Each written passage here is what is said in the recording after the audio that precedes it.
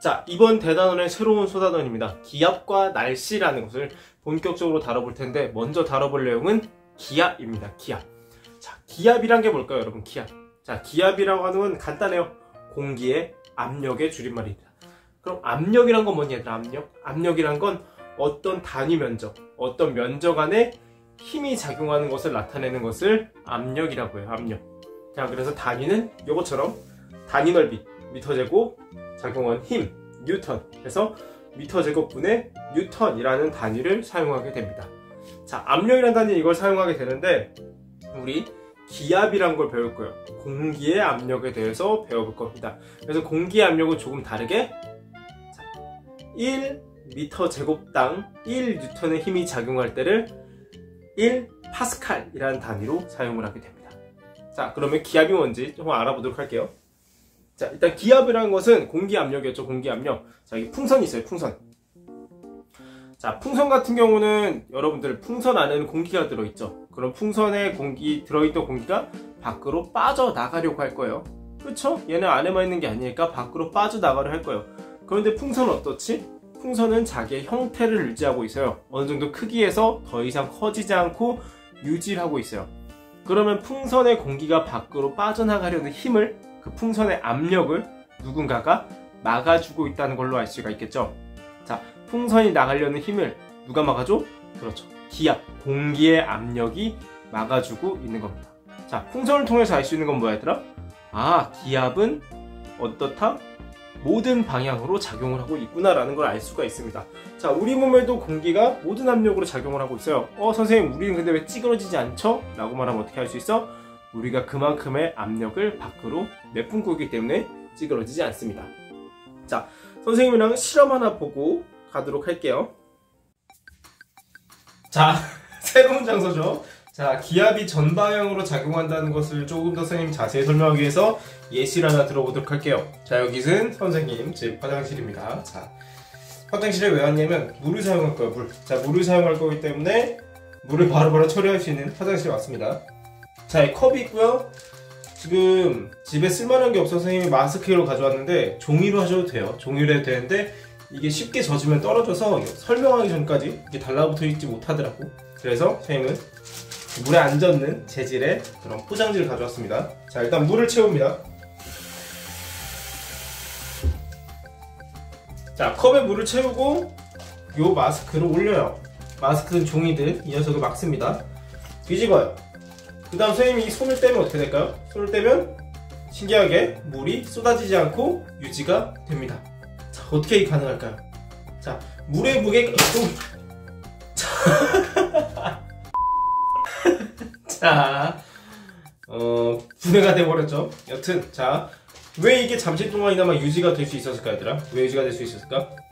이 물의 무게만큼, 지금 물의 무게 때문에 물이 밑으로 떨어지려고 하는데, 그 떨어지려는 물의 무게를 누가 막아줘? 여기 있는 이 마스크 포장지가 막아주면서 압력이 작용하게 됩니다. 기압이 아래에서 위로 작용하면서 떨어지는 물의 무게를 그만큼 막아주는 거예요. 그래서 물이 쏟아지는 걸 막게 됩니다. 자, 그래서 기압의 방향은 어떻다? 전방향으로 작용한다는 것을 이런 간단한 실험을 통해서 알 수가 있죠. 한 번 더 보여줄까? 아씨, 잘 되는데 이거 원래. 아씨. 네, 원래 이렇게 잘 돼요. 오래 유지가 되죠?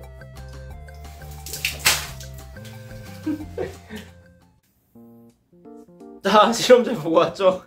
아, 바지가 다 젖었어. 자, 컵에 물을 담고 종이를 덮은 다음, 선생님이 실험한 건 종이는 아니었지만 그 종이를 덮은 다음 뒤집어도 기압에 의해서 물이 쏟아지지가 않아요. 왜 그런 거야? 기압이 아래에서 위로 작용하면서 물의 무게만큼을 상쇄시켜주는 그런 역할을 하기 때문에 물이 쉽게 쏟아지지 않습니다. 자, 프린트에도 보면 써있는 기압의 크기를 측정하는 실험, 토리첼리라는 과학자가 한 실험을 보도록 하겠습니다. 자, 토리첼리라는 과학자는 기압의 크기를 측정하려고 어떻게 했냐면 이런 수은 장치를 준비했어요. 수은을 수조에 가득 담아. 아, 수은이 뭔지 아니, 얘들아? 수은? 수은은 상온, 그러니까 15도쯤, 지금쯤 되는 기온에서 액체 상태로 존재하는 금속이에요. 자, 금속이면 일단 굉장히 무겁죠. 이제 무거운 그런 금속인데, 그런 놈을 수조에 가득 채우고 1m가 되는 약 1m 이상 정도 되는 유리관을 준비했어요. 그 유리관에도 수은을 가득 채운 다음에 이렇게 뒤집어 놓는 거야. 자, 이렇게 뒤집어 놓게 되면 어떻게 변하는지를 한번 살펴봤어요. 그러니까 시간이 지날수록 어떻게 돼? 수은 기둥의 높이가 낮아지다가 어느 순간 그 높이가 유지가 된 채로 가만히 있는 걸 발견했어. 약 76cm의 높이에서 가만히 유지가 되는 거야. 이 유리관을 옮기든 뭘 하든 상관없이 항상 76cm의 높이를 유지하는 모습을 보였어요. 자, 이게 왜 기압의 크기를 나타내며 이게 왜 기압의 크기에 관련된 실험인지 한번 정확하게 알아보도록 하겠습니다. 프린트 있는 친구들은 프린트를 한번 펼쳐주세요. 자, 프린트를 보면 선생님이 토리첼리 실험에 하나 더 추가해서 옆에 다른 걸 하나 그려놨지. 이거 왼쪽 거는 위에가 뚫린 유리관이야. 위에가 뚫린 유리관, 빨대를 생각하면 될 것 같아. 오른쪽은 토리첼리가 사용한 그 유리관과 똑같이 위에가 막혀있는 그런 유리관이에요. 자, 그 두 유리관에 수은을 가득 채운 다음 똑같이 뒤집어 놔. 그럼 어떻게 돼? 오른쪽 놈은 그 토리첼리 실험과 똑같이 76cm에서 그 수은이 더 이상 내려가지 않고 멈춰요. 근데 왼쪽 놈은 어떻게 했어? 왼쪽 놈은 너희가 그냥 음료수 안에 빨대를 폭 집어넣은 거랑 똑같은 결과가 나오겠죠. 똑같이 그 수조의 수은 높이와 똑같이 유지가 될 거야. 자, 왜 이런 현상이 나타나게 되냐면 일단 얘들아, 수조의 높이가 수조가 위로 막 넘치지 않고 이 상태를 유지할 수 있는 이유는 뭐니? 일단 기본적으로는 중력이 잡고 있겠지. 중력이 잡고 있는 것도 있는데 위에서 뭐가 눌러주게 돼? 일단 얘는 공기 중에 있기 때문에 기압이 이 녀석들을 눌러주게 됩니다. 그렇죠. 기압이 이 수은을 눌러주겠지. 그럼 기압이 누른 힘 때문에 얘네가 뭐 수조 밖으로 빠져나가거나 막 그래야 되잖아. 근데 그런 일이 발생하지 않죠. 왜 그런 거야? 항상 이제 기압이라는 게 작용을 하게 되면 요 놈과 반대의 힘, 얘를 밀어주는 힘이 작용하게 됩니다. 이게 뉴턴의 운동 법칙 중에 세 번째 법칙인 작용 반작용의 법칙이라는 건데 아직 안 배웠으니까 그냥 기압이 작용하면 그 기압과 같은 힘이 밀어주면서 균형을 이루게 해준다 정도로 생각하면 돼요.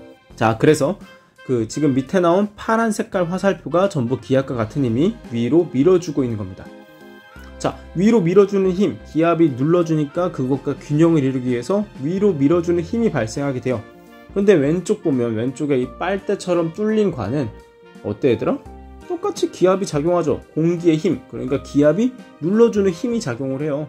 그러니까 똑같이 그 수조와 높이가 똑같이 유지가 되는데 오른쪽은 어떤 얘기야? 오른쪽? 자, 오른쪽 같은 경우는 기압과 같은 힘이 밑에서 위로 밀어주게 되는데, 그치? 그럼 위에서 공기의 힘이 얘를 눌러줘야 기압과 평형이 이룰 텐데 위에가 막혀있기 때문에 공기의 힘을 받지 못하죠.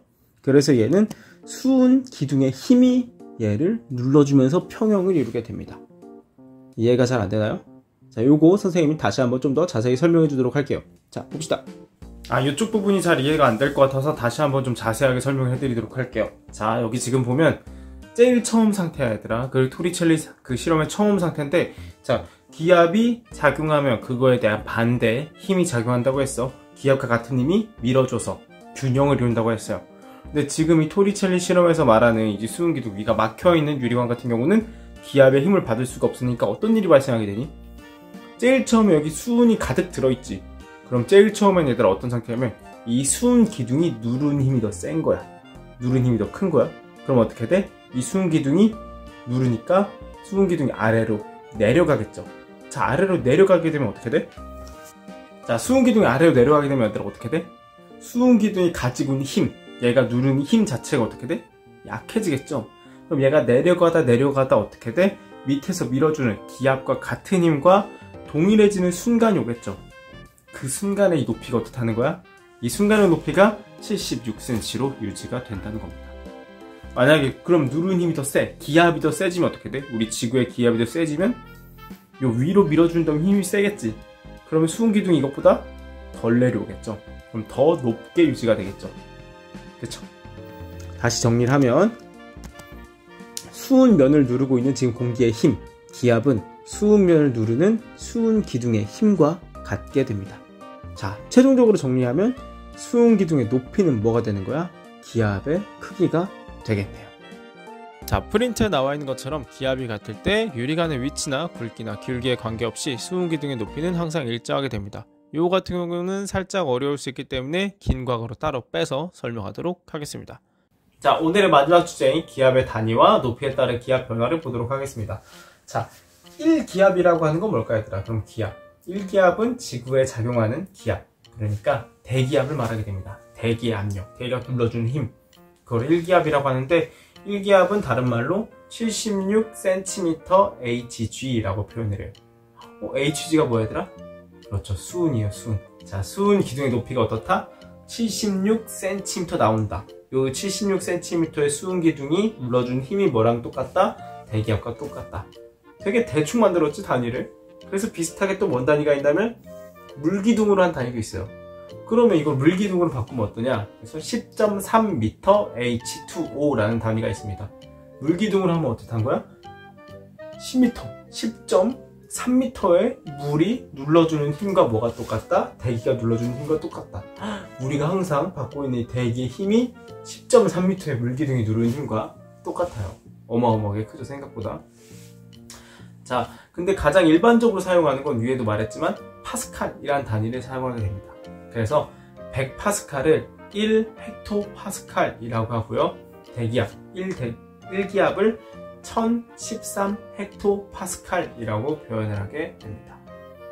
헥토파스칼 하면 뭐 이런 거? 뭔 친구도 있죠. 자, 그래서 기압의 단위는 이렇게 다양하게 사용을 하니까 확실하게 구분하고 알아듣도록 봅시다. 자, 높이에 따른 기압의 변화 보도록 합시다. 자, 지표에 올라갈수록 기압이 어떻게 되고 있니? 급격하게 낮아지고 있죠. 그래프를 보면. 왜 그러냐면, 자, 올라갈수록 얘들아, 그 기압이라고 하는 것은 결국 공기가 우리 머리를 누르는 거잖아? 그치? 근데 올라갈수록 공기양이 어떻겠어? 당연히 감소하기 때문에 공기의 무게가 점점 감소하겠죠. 우리를 누르는. 그렇기 때문에 기압이 급격하게 낮아지는 모습을 보입니다. 자, 오늘 기압에 관해서 여러가지 이야기를 해봤는데 토리첼리 실험 위의 내용들은 그렇게 어렵지 않을 거예요. 기압이 다 여러 방향 작용하는구나 라고 했는데 기압의 크기를 나타낸 토리첼리 실험은 조금 이게 뭐지? 하고 조금 어려울 수도 있으니까 선생님이 올릴 김과학을 조금 참고해 주셨으면 좋겠습니다. 자, 오늘은 여기까지 하겠습니다. 안녕.